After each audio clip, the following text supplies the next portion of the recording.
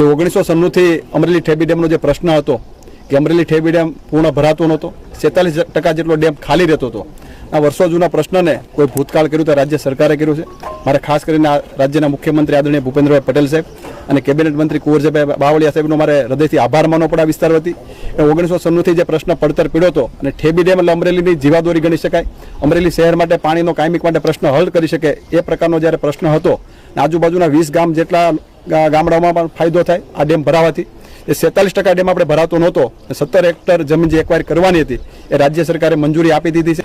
રાજ્ય સરકાર અમારો જળ સંપત્તિ વિભાગ માનનીય મુખ્યમંત્રી આદરણીય ભૂપેન્દ્રભાઈના માર્ગદર્શન હેઠળ જે રીતે કામ કરી રહ્યો છે એના ભાગરૂપે આખા એ સૌરાષ્ટ્રની અંદર જે વર્ષોથી સિંચાઈને લગતા જે પ્રશ્નો પડતર હતા એવા પ્રશ્નો એનો વહેલી તકે ઉકેલ આવે અને જે તે લગત વિસ્તાર હોય એને એનો લાભ મળે, સિંચાઈનો હોય કે પીવાના પાણી માટેનો, એના માટે સતત ચિંતિત અમારો વિભાગ અને અમારા માનનીય મુખ્યમંત્રીના માર્ગદર્શન હેઠળ અમે કામ કરી રહ્યા છીએ. અમરેલીનો આ પ્રશ્ન ઠેબી ડેમનો ઘણા સમયથી પડતર હતો. આ વિસ્તારના સન્માનની કૌશિકભાઈ આખી ટીમ ધારાસભ્યોને અને સંગઠનના મિત્રો ઘણી વખત આ અમારા સુધી વાત કરતા કે અમને આ ઠેબી ડેમ માટેનો ઉકેલ લાવો, અને એના ભાગરૂપે જે કંઈ આ વિસ્તારને અને એમાંય ખાસ કરીને અમરેલી શહેરને પીવાના પાણી માટે દરરોજ પાણી મળી રહે એવું આ ઠેબી ડેમ પીવાના પાણી માટેનું રિઝર્વેશન થયેલું આ ડેમ, એમાં જમીન સંપાદન અને બાકીનું જે કંઈ કરવાનું થતું હશે એના માટેનું અમે પૂરતું ફંડ ફાળવી આપ્યું છે.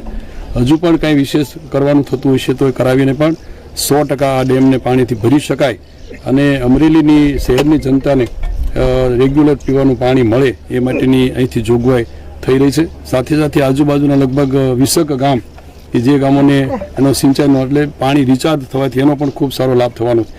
એટલે વહેલી તકે આ અમે મંજૂરી આપ્યા પછી કામ કાર્યરત થાય એ માટે અમારા અધિકારીઓને સૂચનાઓ આપી છે.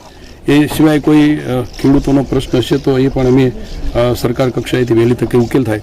ખાસ તો આ વિસ્તારના બધા પ્રતિનિધિઓ જે રીતે ધારાસભ્ય અમારા સંગઠનના મિત્રો વારંવાર આવીને અમારા ધ્યાન પર મૂકતા, એટલે હું એટલા માટે જાગૃત પ્રતિનિધિઓ હોય એનો કેટલો ફરક પડે એ આ ઠેબી ડેમનું એક ઉદાહરણ છે.